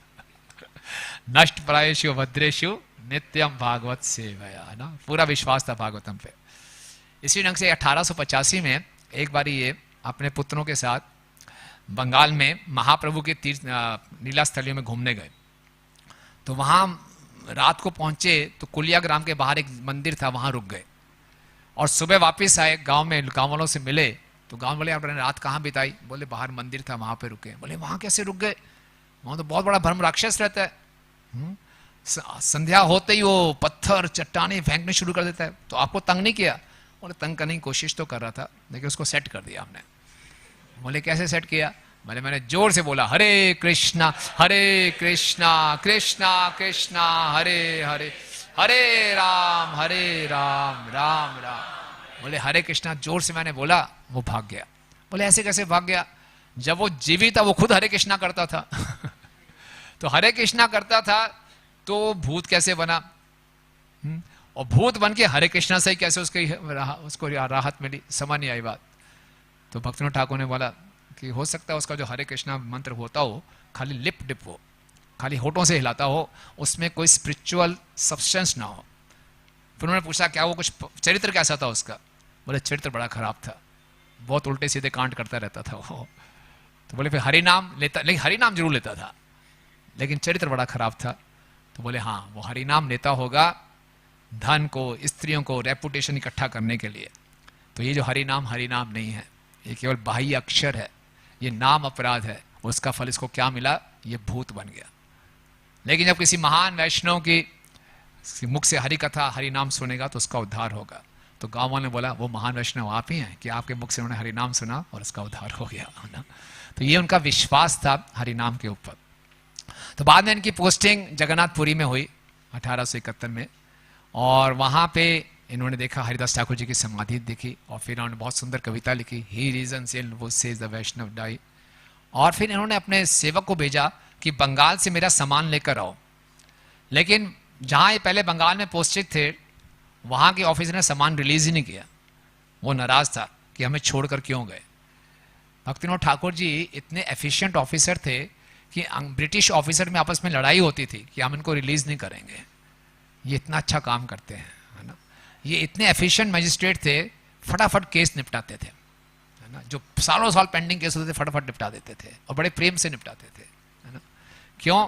इनकी चेतना बिल्कुल क्लियर थी, है ना। जितना हम भक्ति में उन्नत करेंगे हमारी चेतना स्पष्ट होती जाएगी, और जितना कंफ्यूजन है बहुशाखा अनंतश्च, अलग अलग शाखाओं में बुद्धि बटी हुई है तो क्लैरिटी नहीं है।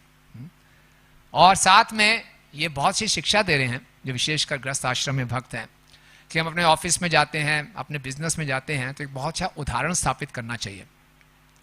ब्रिटिश ऑफिसर आपस में लड़ते थे कि केदारनाथ हमारे साथ रहेगा, हम इसको रिलीज नहीं करेंगे। ऐसा नहीं है कि भक्ति के नाम पे हम बोले ये सब माया है, एक काम क्यों करूं मैं। कई बार हम भक्ति की आड़ में आलसी हो जाते हैं। तो एक बार एक भक्त, हम पुस्तक वितरण कर रहे थे करोलबाग में, तो मैं किसी को बोला, मैंने बोला हमारे करोलबाग में वो भक्त भी है, मैंने नाम लिया। बोले नाम मत लेना, उस भक्त का, मेरे पैसे खा गया, अब तो किताब गीता में उसका सारा गुस्सा मुझ पर निकाल दिया। तो मैंने जाकर उसको पढ़ा, यार ऐसे क्या? बोले हाँ यार कुछ गड़बड़ हो गई थी।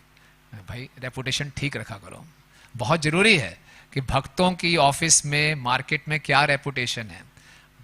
दूसरे लोग फिलॉसफी से भक्त नहीं बनेंगे, हमारे आचरण से भक्त बनेंगे।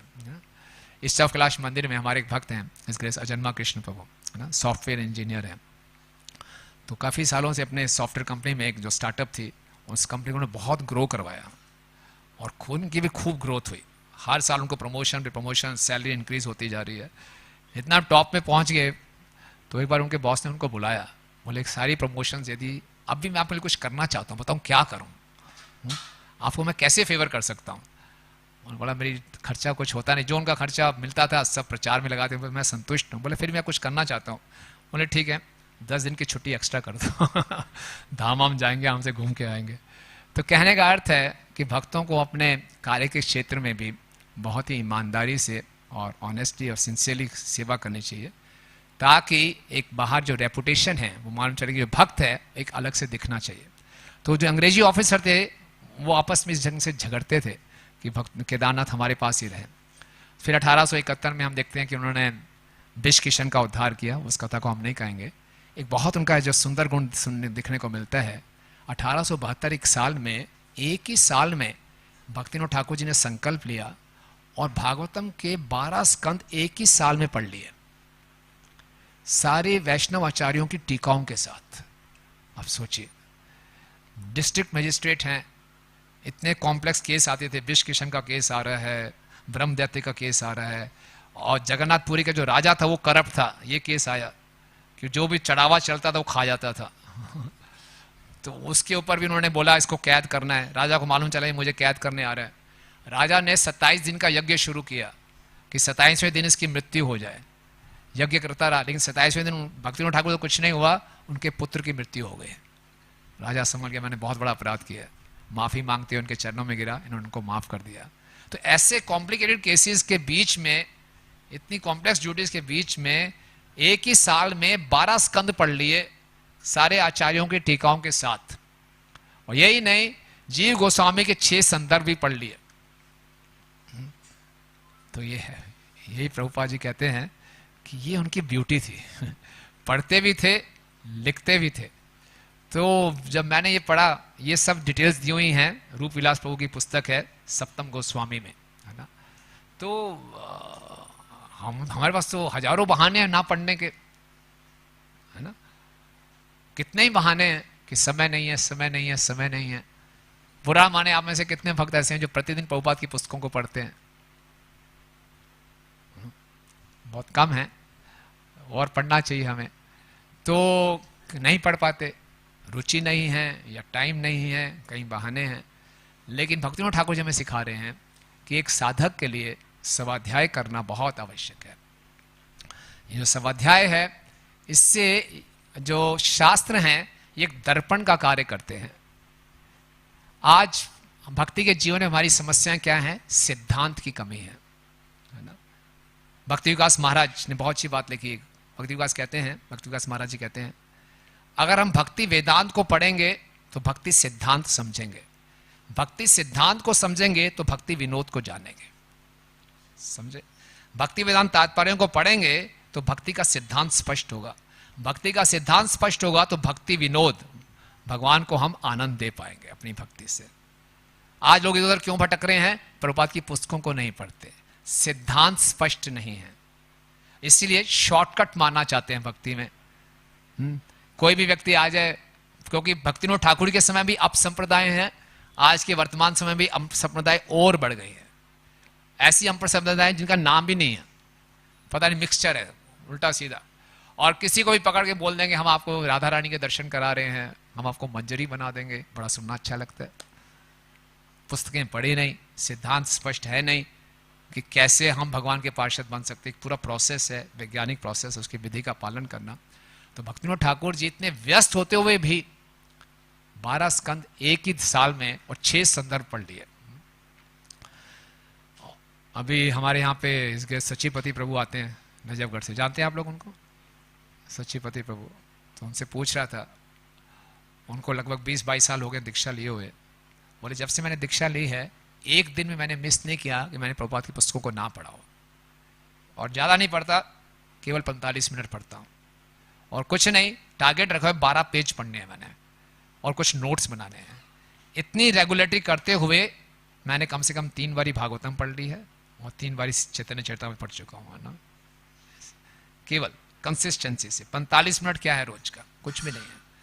तो इतना हम कुछ टारगेट ले लें। आज भक्तिविनोद ठाकुर से हम प्रार्थना करें कि हमें एक, उन्होंने उनकी सारे ग्रंथों को प्रभुपाद जी ने, बहुत सारे 6 गोस्वामी ग्रंथों को प्रभुपाद जी ने इतना आसानी से हमें दिया है। तो आचार्यों के प्रति हमारा कर्तव्य क्या है? जब आचार्यों ने इतनी मेहनत की है तो हम तो केवल पढ़ तो सकते हैं, हमने लिखना नहीं है, पढ़ना ही है। तो हम उनसे प्रार्थना करें कि हमारी शास्त्रों के पढ़ने में रुचि बढ़े और उन शास्त्रों को अपने जीवन में उतार सके। इस प्रकार से उन्होंने बहुत सी मैगजीन्स रिलीज की, सज्जन तोषणी, कल्याण कल्पत्रु, और फिर ये 1882 के आसपास दोबारा वृंदावन गए। बहुत विशेष बात हुई, बंगाल से वृंदावन गए तो वहाँ बीमार पड़ गए। आप सोचिए, हम दिल्ली से वृंदावन जाएं, चलो खास बात नहीं है, 2-2.5-3 घंटे में पहुँच जाते हैं। बंगाल से इतनी दूर, उस समय की ट्रेन बड़ी स्लो थी, वृंदावन पहुँचे, वहाँ बीमार पड़ गए। तो उन्होंने क्या किया? खूब प्रार्थनाएं की। आप देखें, पूरा जीवन भक्तिविनोद ठाकुर ने प्रार्थनाओं का आश्रय लिया, प्रार्थना की, और बोला भगवान ये मैं बीमार पड़ा हूँ, मेरा कर्म फल है। हालांकि ये नित्य सिद्धन का क्या कर्म फल है, ये मेरा कर्म फल है। मैं आपसे निवेदन कर रहा हूँ, प्रार्थना करूँ, मेरा कर्म फल बाद में एडजस्ट कर देना। अभी मेरी बीमारी ठीक कर दो, मैं बड़ी मुश्किल से व्रज में आया हूँ, ये बीमारी ठीक कर दो। अगले दिन बिल्कुल ठीक हो गए। पूरे वृंदावन के 12 वन घूमे, श्याम कुंड, राधा कुंड, गिरिराज की परिक्रमा की, वापिस बंगाल में गए तो बीमार पड़ गए। ये इनके जीवन में बहुत देखने को मिला। 1886 में मैंने सोचा बहुत पुस्तकें लिख ली, पढ़ ली, अब इसको प्रिंट करना है। तो 1886 में इन्होंने चैतन्य प्रेस, प्रिंटिंग प्रेस शुरू की थी। कितने विजनरी थे, और एक साल में उन्होंने 10-15 पुस्तकें लिख डाली। भगवत गीता के ऊपर टीका, रसिक रंजन, चैतन्य चैतन्य के ऊपर टीका, अमृत प्रवाह, और उन्होंने विष्णु सहस्त्रनाम के ऊपर टीका, भगवान के एक एक नाम के ऊपर पूरी लीला बताई। इतनी सारी पुस्तकें लिख दी, उनका सरदर्द हो गया। सरदर्द हुआ, फिर क्या किया उन्होंने? प्रेयर्स, फिर से प्रार्थनाएं की।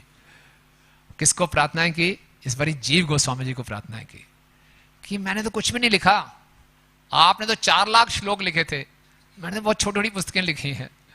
तो सर पे देसी घी लगाया और खूब प्रार्थनाएं की जीव गोस्वामी जी से, उनका सरदर्द ठीक हो गया। और ये हमें दिखाता है कि जो भक्त है वो भगवान पे पूर्ण रूप से आश्रित है। भक्त अपने स्किल्स पे निर्भर नहीं करता। भक्त जानता है मैं जो कुछ भी उपलब्धियां प्राप्त कर पा रहा हूं ये केवल आचार्यों की कृपा से है। स्किल्स तो आएंगे चले जाएंगे, नहीं, कृपा हमेशा बनी रह सकती है। और कृपा को आकर्षित करने का सबसे अच्छा तरीका है कि हम हृदय से प्रार्थनाएं करें। हम क्यों नहीं हृदय से प्रार्थना कर पाते? Any reason?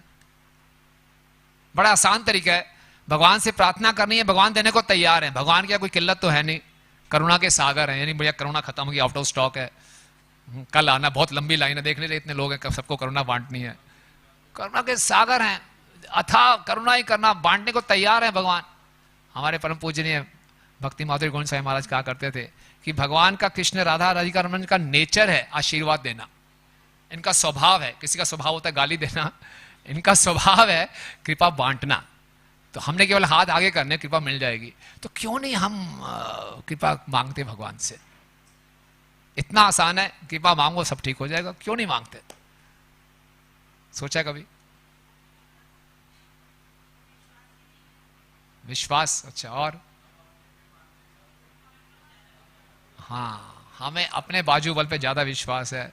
हमारा हृदय अपनी प्रशंसा से भरा हुआ है, सेल्फ एप्रिसिएशन से भरा हुआ है, मैं कितना अच्छा हूं, है ना। कुंती महारानी क्या कहती हैं? जन ऐश्वर्य शुद्ध शिवी एदा मान मदापमान ना एवं विधातु में त्वाम अकिंचन गोचरा। मेरा अच्छा जन्म है, अच्छे जन्म से हूं, मैं अच्छा पढ़ा लिखा हूं, बहुत सुंदर हूं, बहुत धनवान हूं। तो हृदय में प्राइड है। जब अहंकार होता है तो प्रार्थना हृदय से नहीं निकलती। भक्तिविनोद ठाकुर जी की इतनी अचीवमेंट्स हैं लेकिन कोई अहंकार नहीं, है ना। और भक्तिविनोद ठाकुर जी प्रार्थना कर रहे हैं कि ये सरदर्द खत्म हो ताकि मैं सेवा अच्छे ढंग से करता रहूं। तो उनकी इतनी अच्छी सेवाएं देखी तो 1887 में इनको टाइटल मिला भक्ति विनोद जी का। सभी वैष्णव उनको टाइटल दिया। फिर इनकी इच्छा हुई अब मैं रिटायरमेंट ले लूं, तो इनकी पोस्टिंग हो गई, एक जगह थी रामपुर। तो कलकत्ता में गए। कलकत्ता में शिव जी का मंदिर था तारकेश्वर महादेव, वहाँ जाके फिर प्रार्थनाएं की उन्होंने कि मैं रिटायरमेंट लेना चाहता हूँ, क्या करूँ। तो रात को सपने में चैतन्य महाप्रभु आए, बोले केदारनाथ भक्ति विनोद अभी रिटायरमेंट नहीं लेना, अभी काम पूरा नहीं हुआ। क्या काम रह गया था अभी? पुस्तकें छाप दी, टेम्पल, है ना, मंदिर, मेरे जन्म स्थान को स्थापित करना है। तो फिर इन्होंने बोला कि मुझे कृष्णा नगर में ट्रांसफर चाहिए। तो गवर्नमेंट इनकी कृष्णा नगर में ट्रांसफर भी कर दी। और जहाँ इनका घर है, आपने देखा है इनका गोद्रुम द्वीप में घर है ना, स्वानंद सुखंद कुंज, वहां से लेकर कोर्ट तक के लिए सरकार ने नैरो गेज की रेलवे लाइन बिछा दी। देखिए, आज के लिए बड़े बड़े ऑफिसर हैं, शोफे ड्रिवन गाड़ी आती है, चलो एक कार आ जाएगी ड्राइवर के साथ, नहीं कोई भी ऐसा ऑफिसर नहीं होगा जिसके लिए रेल लाइन बिछा दी हो। आओ जी, रेल लाइन ही बिछा दी है। कितने महान होंगे आप सोचिए, कितना रिस्पेक्ट होगा ब्रिटिशर ऑफिसर गवर्नमेंट के मन में इनके लिए, है ना, कि आप रिटायर मत होइए, जहां नौकरी चाहिए, जहां चाहिए, और क्या कंफर्ट चाहिए, रेल लाइन बिछा देते, आपका टाइम वेस्ट नहीं होना चाहिए। तो ऐसे भक्तिविनोद ठाकुर जी थे और बहुत कुछ है कहने को। इस प्रकार से 1896 फिर उन्होंने नवनीत धाम को खोज निकाला जगन्नाथ बाबू जी महाराज की कृपा से, वो हम पास टाइम नहीं सुना रहे आपको। 1894 में इन्होंने रिटायरमेंट ली और रिटायरमेंट के बाद ये एक एक घर में गए और एक एक घर से इन्होंने एक एक पैसे की भीख मांगी। अमृत बाजार पत्रिका वहां का मुख्य न्यूज़पेपर, तो उसमें आया district magistrate, retired district magistrate भिक्षा मांग रहे हैं एक एक पैसे की, सबको इन्वॉल्व किया, एक एक पैसे की भीख मांग के 1895 में पूरा मंदिर बना दिया। अरे क्या बात है, देखिए 1894 से 1895 में मंदिर बना दिया, इतना जबरदस्त। तो क्या सिखा रहे हैं? भगवान के लिए भीख मांगने के लिए शर्माना नहीं चाहिए। आप में से कितने भक्त चाहेंगे कि यहाँ पंजाबी बाग में बहुत भव्य मंदिर बन जाए? राधा राधिका रमन जी, आपको मालूम है इससे पहले, यहाँ आने से पहले बहुत छोटी सी जगह में थे।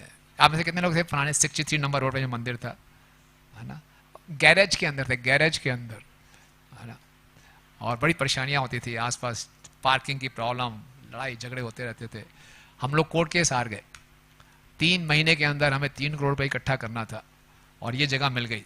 3 महीने में 3 करोड़, उस समय 2004 की बात है, 2003 और 4 की बात है।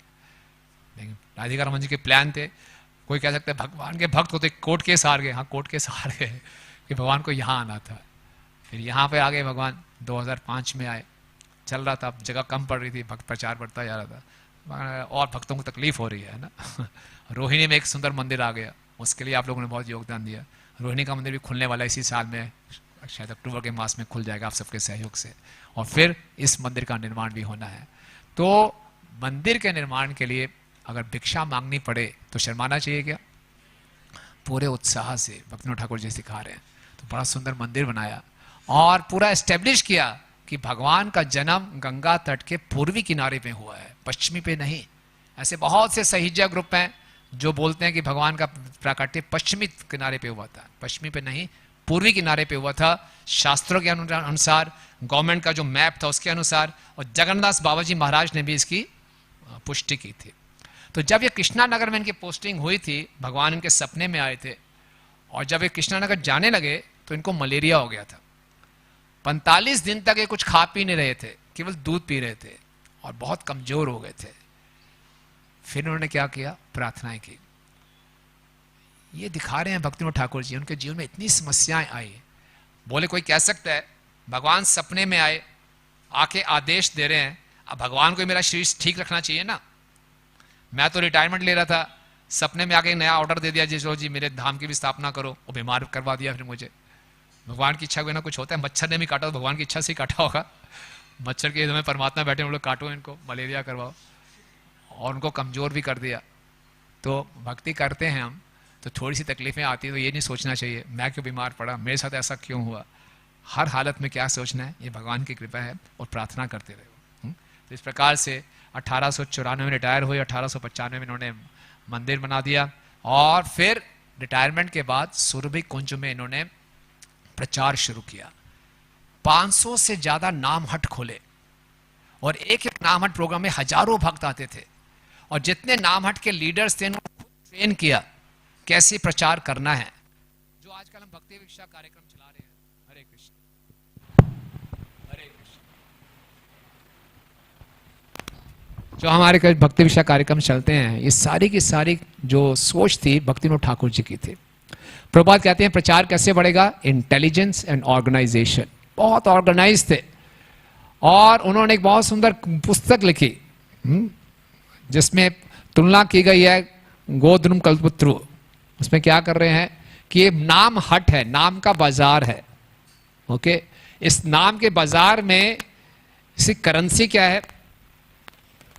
श्रद्धा। और इसके जो मुख्य बांटने वाले कौन हैं?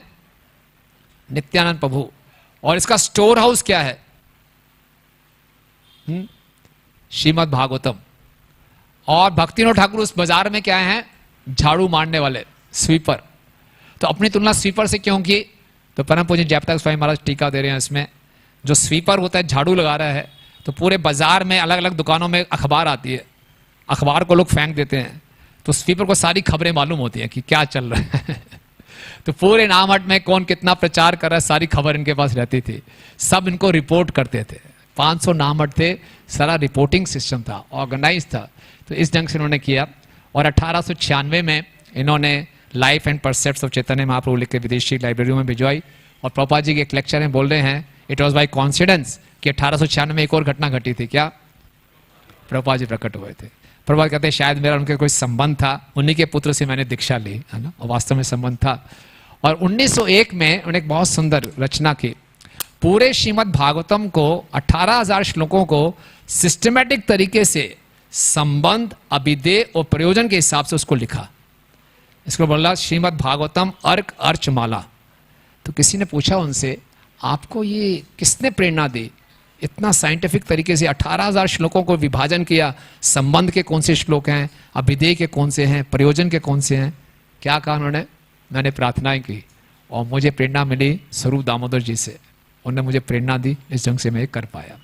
तो इस प्रकार से इनका जीवन चरित्र बहुत ही उज्जवल है। और 1908 में इन्होंने बाबा जी वेश धारण किया और बाबा जी वेश लिया इन्होंने गौर किशोरदास बाबा जी महाराज जी से। गौर किशोरदास बाबा जी महाराज इनको अपना गुरु मानते थे और ये गौर किशोरदास बाबा जी को अपना गुरु बनाना चाहते थे। तो एक बार ये गौर किशोरदास बाबा जी से मिलने गए नवद्वीप में, को बोलने लगे मैं आपसे वेश धारण करना चाहता हूँ, बाबा जी वेश मिलने के लिए आप मेरे गुरु बने। तो गौर किशोरदास बाबा जी को मालूम चल गया मेरे से दीक्षा लेने आ रहे हैं, तो जोर से भागे और भाग के एक वैश्या के घर में छिप गए। तो वैश्या के घर में तो भक्तिविनोद ठाकुर ढूंढते रहे, मिले नहीं, वापस चले गए। फिर बाहर आए, बड़े जोर से नाचने लगे गौर किशोरदास बाबा जी, आज केदारनाथ मुझे पकड़ नहीं पाया, है ना। तो बड़े खुश हो रहे थे। बाद में भक्तिविनोद ठाकुर जी ने कुछ समय के बाद अपने बेटों को भेजा, जरा बुला के लाओ गौर किशोरदास बाबा जी महाराज को। तो उनको बुलाया, स्वानंद सुखंद कुंज में कुछ दिन रहे और फिर उनसे बार बार निवेदन किया कि आप मुझे बाबा जी वेश दे दीजिए। तो भक्तों के बीच में ऐसी स्पर्धा चली, मैंने आप मेरे गुरु हैं, बोले नहीं आप मेरे गुरु हैं। तो इस प्रकार से उनसे बाबा जी वेश धारण किया और फिर 1910 में ये पूर्ण रूप से समाधि में चले गए थे, है ना।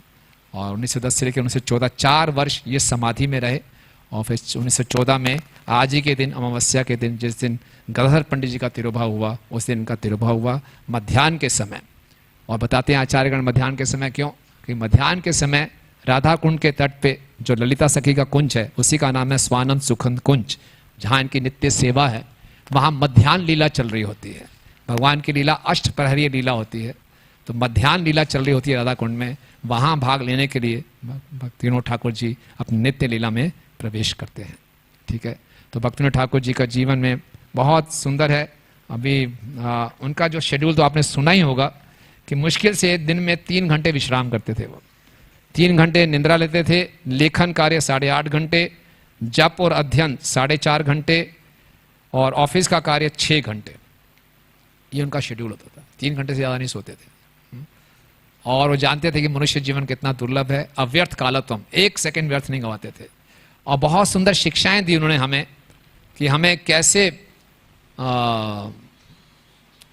अपने भजन को आगे बढ़ाना है। तो एक पैराग्राफ में पढ़ रहा हूँ, सुन लीजिए, बहुत अच्छी शिक्षाएं हैं। वो कह रहे हैं, तुम्हें सदैव यत्न पूर्वक अपना मन श्री कृष्ण के महिमागान करने में निमग्न रखना चाहिए। अपने मन को कृष्ण में लगाना चाहिए, अपने आप नहीं लगेगा, यत्न करना पड़ेगा। मन तो भागेगा इधर उधर, बोले यत्न पूर्वक मन को कृष्ण में लगाओ। फिर श्री कृष्ण कीर्तन द्वारा तुम्हारा मन तुम्हारे वश में आ जाएगा। शुरू में वश में नहीं आएगा, लेकिन क्या करते रहे, हरे कृष्णा कृष्णा कृष्णा हरे हरे, हरे राम राम। मन कृष्ण में लग जाए तो कुछ टिप्स दे रहे हैं। क्या अपना व्यवहार कैसा रखना पड़ेगा? अहंकार को त्यागो, सदैव स्वयं को दीनहीन, अकिंचन, शुद्र तथा तृण से अधिक तुच्छ मानो, वृक्ष समान क्षमावान बनने का प्रयत्न करो। भक्तिविनोद ठाकुर जी किसी के लिए अपने हृदय में ग्रजेस नहीं रखते थे। इसने मेरे साथ ये किया। एक बार 1908 में जब ये रिटायर हो गए थे तो एक ब्रिटिश ऑफिसर उनके पास आए और बोले, केदारनाथ जी मुझे क्षमा कर दो। बोले क्यों? बोले आप इतने अच्छे ऑफिसर थे, मैं आपसे द्वेष करता था और आपको नीचे गिराने के लिए मैं पीछे से बहुत पॉलिटिक्स करता था, लेकिन आपको कोई फर्क नहीं पड़ता था। भक्तिविनोद ठाकुर कोई दिक्कत नहीं, उनका आपको माफ, ऐसी कोई बात ही नहीं है। तो भक्तिविनोद ठाकुर बड़े विशाल हृदय के, हमें भी सिखा रहे हैं क्षमावान बनने का प्रयास करें। अगर हम क्षमा नहीं करते, किसी भक्त ने हमारे से कुछ गलत किया, उसके बारे में सोचते रहेंगे तो कैसे जप होगा। क्षमावान बनने का प्रयास करें। समस्त प्राणियों के प्रति हिंसा का त्याग करें और उनका पालन पोषण करें। जीवन पर्यंत किसी को कभी कोई कष्ट ना दें। ये नहीं कि भक्तों को कष्ट नहीं देना, घर में कोई नौकर चाकर है, ऑफिस में उसको तो ऐसी तैसी कर दी उसकी, नहीं, किसी भी जीव को कष्ट ना दें, ऐसा करें हम। अपितु परोपकार करें और निज सुख विस्मृत कर दें, अपने सुख की चिंता ना करें। इस प्रकार सर्वगुण संपन्न होकर प्रतिष्ठा त्याग दो और अपने हृदय को अमानी बनाओ। सकल जीवों को श्री कृष्ण का अधिष्ठान मानते हुए सर्वदा सबका आदर सम्मान करो। दैन्य दया, अन्य जीवों का आदर तथा प्रतिष्ठा वर्जन करने में तुम गुणवत बन जाओगे। ऐसी अवस्था में तुम्हें कृष्ण कीर्तन करना चाहिए। रोदन करते हुए भक्ति विनोद के प्रभु के पद कमलों में यह प्रार्थना अर्पित करते हैं, हे भगवान आप मुझे ये गुण कब प्रदान करेंगे, है ना। तो इस प्रकार से भक्तिविनोद ठाकुर भी अपने भजनों में ऐसी प्रार्थना कर रहे हैं। आज हम भी उनसे ये प्रार्थना कर सकते हैं कि हमारा जीवन, हम इतने सौभाग्यशाली हैं कि हम इस आंदोलन में जुड़े हैं और हमारा सौभाग्य बहुत उज्जवल है, भविष्य बहुत उज्जवल है। बहुत ही जगत में लोग बोलते हैं हम उस खानदान से हैं जी, हमारे दादा परदादाओं के पाकिस्तान में बड़े बड़े शोरूम थे, हम बहुत धनी परिवार से हैं, बहुत बड़े पढ़े लिखे घराने से हैं। तो हमारा घराना कौन सा है? ये गुरु परंपरा है ना। शिला प्रभुपाद की जय, भक्ति सिद्धांत स्वामी ठाकुर महाराज की जय, शिला भक्ति विनोद ठाकुर जी की, ये हमारा घराना है। तो इस पे हमें गर्व होना चाहिए। ये गर्व विनम्रता का एक अंग है। अपने आचार्यों पे गर्व होना विनम्रता का लक्षण है कि हम इस परिवार से हैं और फिर हम इस परिवार से हैं तो इन्होंने जो हमें दिया उस उपहार को बड़ी कृतज्ञता से स्वीकार करें, उसको संभाल के रखें और उसको बांटें। इन्होंने हमें इतनी पुस्तकें दी, उसको अच्छे ढंग से पढ़ें। इन्होंने हमें हरि नाम दिया, उसको बहुत अच्छे ढंग से जप करें और पुस्तकों को भी बांटें, हरि नाम को भी बांटें और इस आंदोलन को आगे फैलाएं। कितने कष्टों को सहा भक्तिविनोद ठाकुर जी ने, हमारे आचार्यों ने, चैतन्य महाप्रभु की सही शिक्षाओं को स्थापित करने के लिए। आज हमें इतनी आसानी से सब कुछ प्राप्त हो रहा है, लेकिन हमारा क्या कर्तव्य बनता है कि हम इसको लें और इसको आगे बढ़ाएं और इसको संभाल के रखें। ठीक है, तो आप सब भक्तों का बहुत बहुत धन्यवाद। श्री भक्तिविनोद ठाकुर जी की जय, श्री गंगाधर पंडित जी की जय। आपको किसी का कोई प्रश्न या टिप्पणी है तो यस।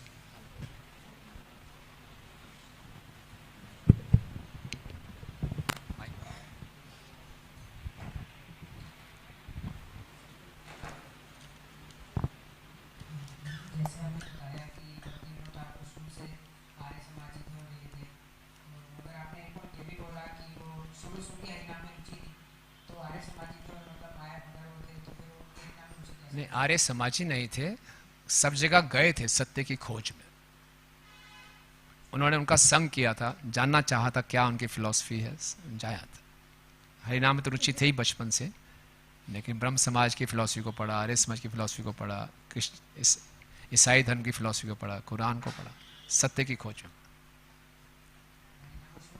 हरिनाम और किसी को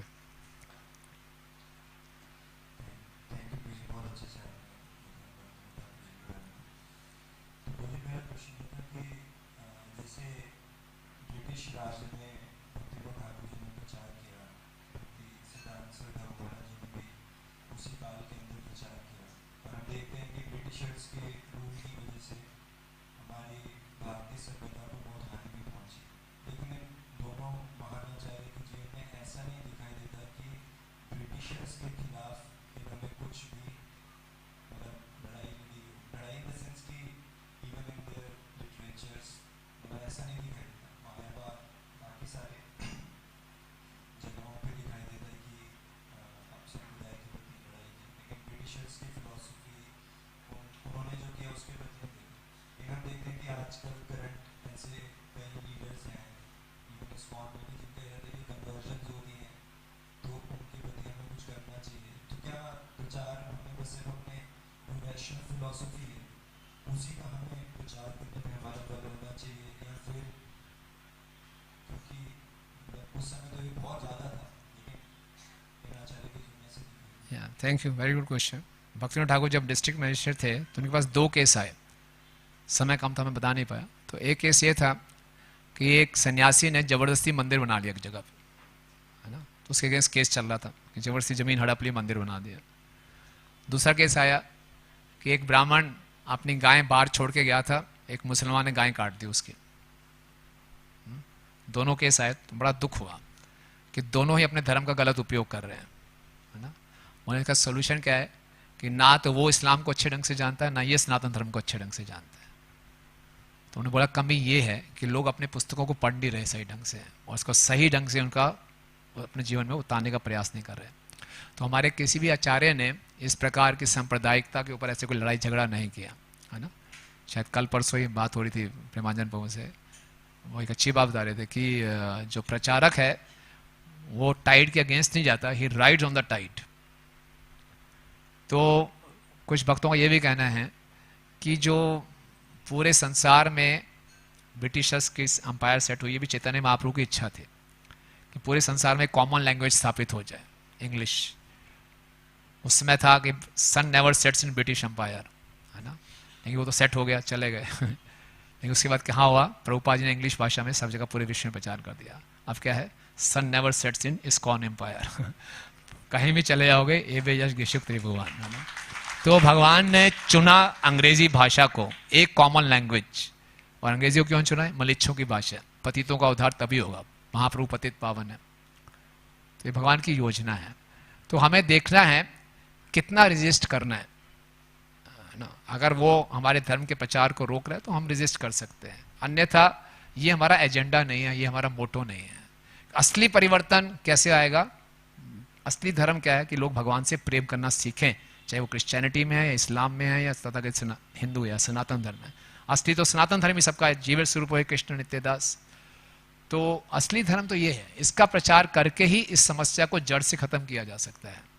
लेकिन कुछ सांप्रदायिकता के कारण हमारे पे अननेसेसरी आक्रमण हो रहा है, तो सुरक्षा के लिए हम कुछ स्टेप्स उठा सकते हैं, लेकिन हमें आक्रामक होने की आवश्यकता नहीं है। हमारी एनर्जी, हमारा टाइम असली धर्म के प्रचार में जाना चाहिए।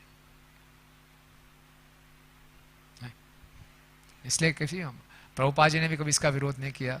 प्रभुपाद अपने लेक्चर में बोलते हैं कि उन्होंने हिंदू मुस्लिम राइट्स देखे, और बड़े प्रभुपाद कहते हैं क्या अजीब सी बात है, जब हिंदू मुस्लिम दोनों मरे, दोनों की लाशों को एक ही ट्रक में डाल के ले जाया गया। मरने के बाद कोई हिंदू क्या मुस्लिम, सबको एक ही ट्रक में डाल के, क्योंकि किसी का कुछ नहीं संस्कार नहीं हो रहा, सबको ले जाया गया। क्या हिंदू क्या मुसलमान, है ना। तो जो असली धर्म के ज्ञाता हैं वो इस चक्कर में नहीं फंसेंगे, वो इसको रूट से खत्म करना चाहेंगे। इसलिए तो भक्ति सिद्धांत ठाकुर मान ने प्रभुपाद जी को बोला इससे भारत छोड़ो आंदोलन से कुछ नहीं होगा, हाँ। असली आज़ादी जन्म मृत्यु के चक्कर से है, तो इसलिए उसमें आप जाइए। ठीक है, हाँ हाँ हाँ।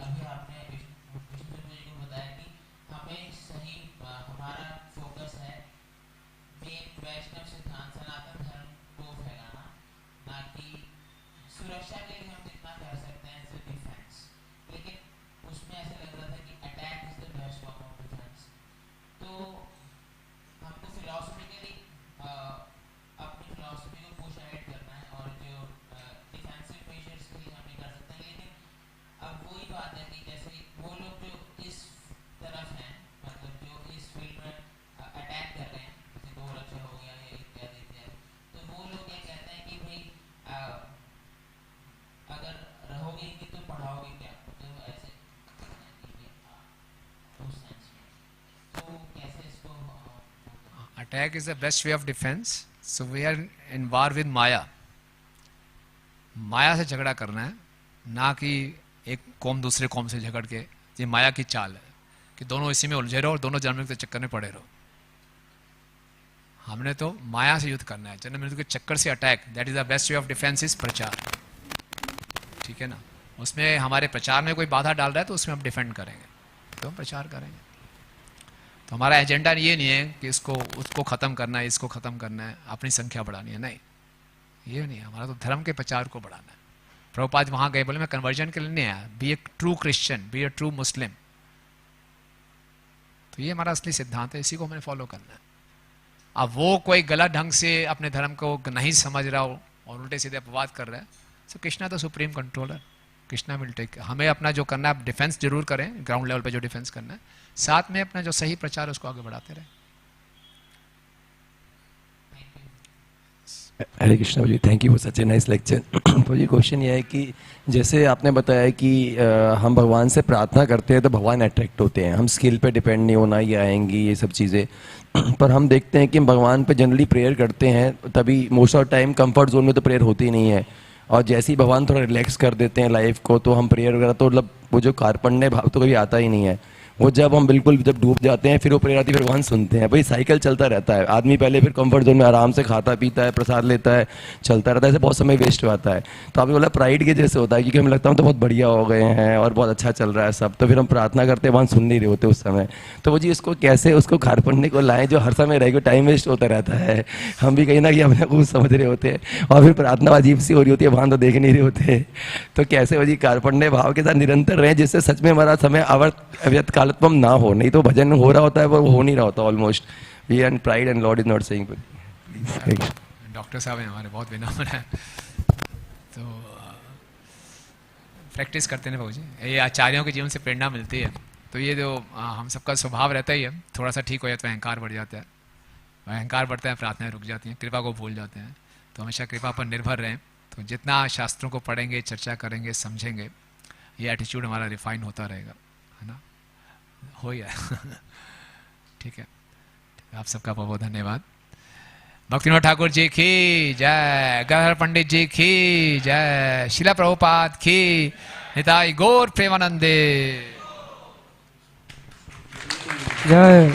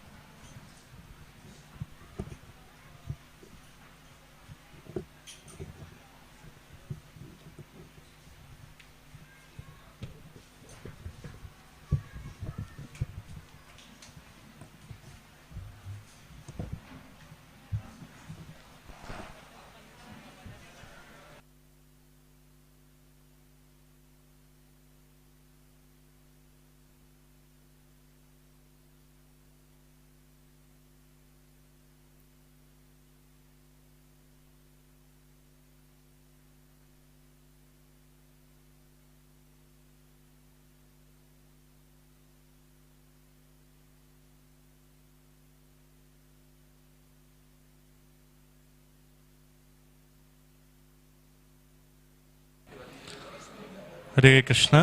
तो आपसे भक्तों की सूचना के लिए, क्योंकि आज श्री भक्तिविनोद ठाकुर जी का तिरुभाव उत्सव है, तो आज अभी प्रसाद नहीं होगा, प्रसाद दोपहर में होगा। 1 बजे श्री भक्तिविनोद ठाकुर जी को सभी भक्त पुष्पांजलि अर्पित करके और उसके बाद प्रसाद ग्रहण करेंगे। 10:30 बजे से वैष्णव भजन होंगे, उसमें सब लोग सम्मिलित हो सकते हैं। और कल बहुत ही विशेष उत्सव है, कल गुंडीचा मंदिर मार्जन है, तो उसमें भी सब भक्त उत्साहपूर्वक भाग ले सकते हैं मंदिर मार्जन में। तो 9 बजे कथा के बाद मंदिर मार्जन का कार्यक्रम शुरू होगा, तो सभी भक्त उसमें उत्साहपूर्वक भाग ले सकते हैं। हरी